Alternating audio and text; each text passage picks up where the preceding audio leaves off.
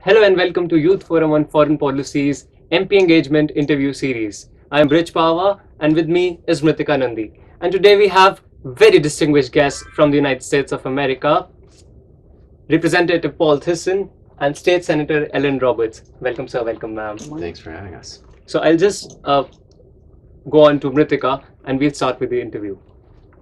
So my first question for Ellen Roberts is, as the first woman to be elected to the Senate seat for District 6 and President pro tem for Colorado State Senate, do you think the political spaces are as accessible for men as they are for women? Women do face some extra challenges, even in the US, in terms of elected office.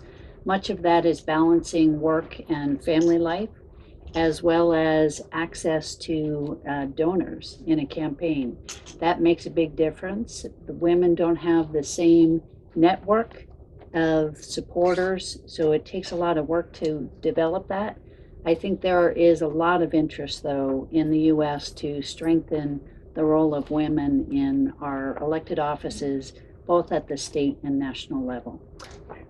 So we have seen you worked extensively at the grassroots. Tell us how would you define the coinage public service? Do you think the term has been corrupted by vested political agendas in the contemporary world scenario, and to what extent? Public service to me means that you work for the good of the people and your country and your state. So, are there examples of corruption in the US? Yes. But I think it's more about the individual. And if you have the heart to serve and the willingness to work very hard and reach out to your constituents, I think you succeed. Great. So my next question for Paul Thyssen is, tell us a little bit about of your innovative program for the access for persons with disabilities. What inspired you to start something like that? Um, well, it goes back quite a ways, but I'm a lawyer as well as a legislator, and we're a part-time legislature. And so a lot of the work I was doing as a lawyer, in the court system representing people with disabilities, there were, the issues, the legal issues that they had, but there's also their um, access to the court system is different. And so what we tried to do was work to make sure that courts were equipped for people with disabilities to advocate more effectively for themselves, to train judges and other lawyers about kind of the unique ways that you need to work with people with disabilities or that have different disabilities, just so that the court systems work as well. Kind of, it's an equal rights, equal access kind of issue, and a lot of people got very engaged around it. A lot of people got excited about it, and I think we made some progress. Something like this came up in India as well in the university level, where the universities are trying to equip people with disabilities with several new technologies, and they have collaborated with several organizations. I guess in the United States as well. Yeah, no, that's right. Something has come up here as well. So the 2013 session was termed the most productive in a generation. And as Speaker of the House in 2013, what were the primary challenges you faced? Um, well, so it's in Minnesota. That was a session unlike any that we'd had in a long time, where actually all of the Democrats, and I'm a Democrat, were in charge of all of the branches of government. So both houses of the legislature and the governor's office, and that hadn't been true probably for 25 years before that.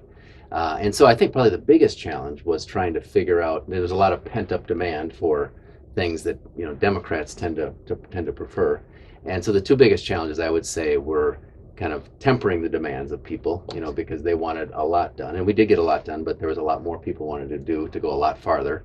And then the other challenge in a state like Minnesota, which is agricultural, we have a big city, Minneapolis and St. Paul, a metropolitan area, but then the rest of the state is agricultural or timber or mining.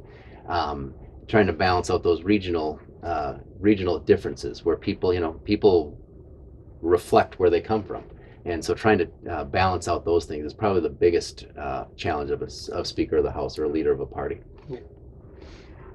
Do you think the federal government should increase funding of healthcare for low-income individuals, considering the fact that illegal migrants should have more access to government subsidized healthcare?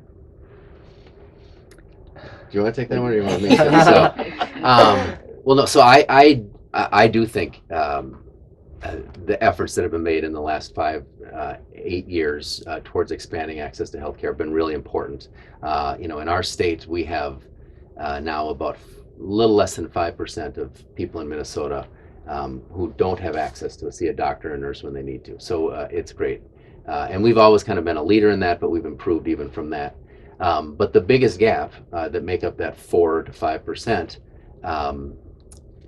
are folks that aren't in the United States legally. And so trying to figure out how we address that issue, I mean, from my perspective, just speaking personally, my sense is that if someone is here, or not here, but in the United States, that we need to deal with the kind of legalities of why they're here and what we should do. But as long as they're here, we should also make sure that we take care of their kind of basic human needs, and access to healthcare, from my perspective, is one of those. So I think finding out ways to be able to help people that are not in the United States illegally to get access to a doctor or nurse when they need them is not just good for them and their families, but it's also good for all of us, because the public health implications, if someone gets sick, they're going to spread it to other people. So we need to think about all those issues when we address that, from my perspective. Would you like a slightly different take? Sure, as well? no, sure. So I'm Republican, but I agree that people need access to health care. The big challenge that we have is paying for it. And so the recent change in federal law under Obamacare, or the Affordable Care Act, presents real problems at the state level, because we have a balanced budget requirement. So we only spend what we take in from our constituents. What's happening in the state of Colorado is more and more of our state budget is now directed by federal law rather than by the state. And we have less money for K-12 education, kindergarten through high school years, and higher education, roads, and other key areas for the state to pay for. So it's always a matter of making a choice. And it's not that healthcare doesn't matter. It matters very much for many of the reasons just mentioned, but it means those dollars cannot be put to education or other good uses. So it's a challenge. So I was just adding on to that with the policy Obamacare, and if you could just shed some light on it, and put some light on the contentions Ms. Roberts is raising right now. So Yeah, I mean, I think there's no question that healthcare is expensive and is a growing part of our budget.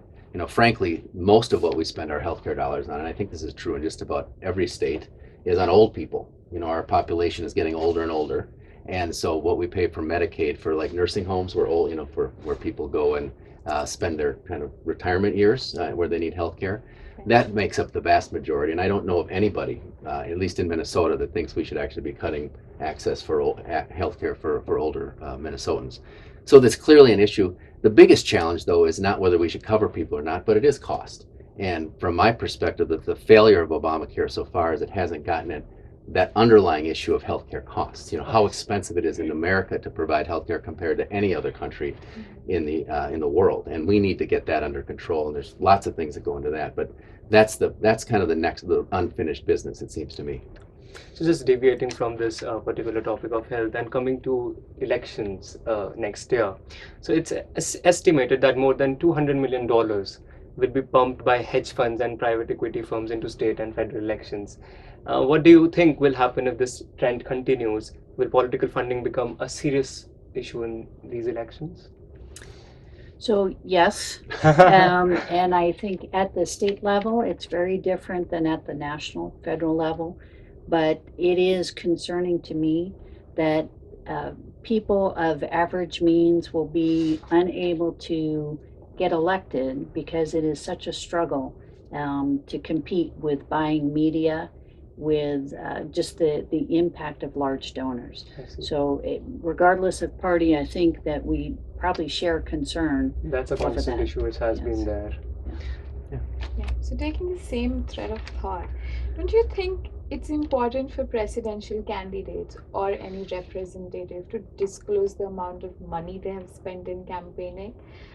This kind of a trend has been started here in India by the think tanks, where they have furnished reports stating that extensive amount of black money has been used, or we use illegal money to, sell out tickets. So don't you think that, presidential candidates or your run up to state elections, you should disclose your expenditure to public? Absolutely, and I think there should be a lot more of it. I mean, in the United States now, our Constitution has been interpreted essentially to say that money equals speech. So there's no way to limit the amount of money that someone is going to spend. But transparency and sunlight are kind of the one weapon that we have.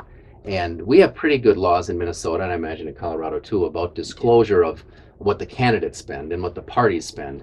But the big change that we've seen in Minnesota is kind of these what we call advocacy spending. So groups that don't say vote for candidate X, but say, did you know candidate X supports, marijuana or whatever it is. Okay. And I don't know why I thought of that, but Colorado, right?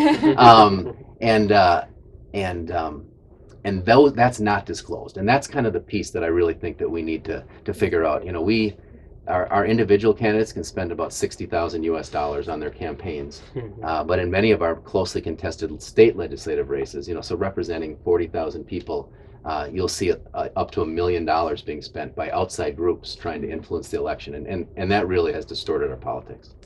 I would now go on to something more informal and something which was in news a few days back, and that was that Mr. Trump, when he in his campaign kickoff speech, he referred to Mexican immigrants as rapists and criminals.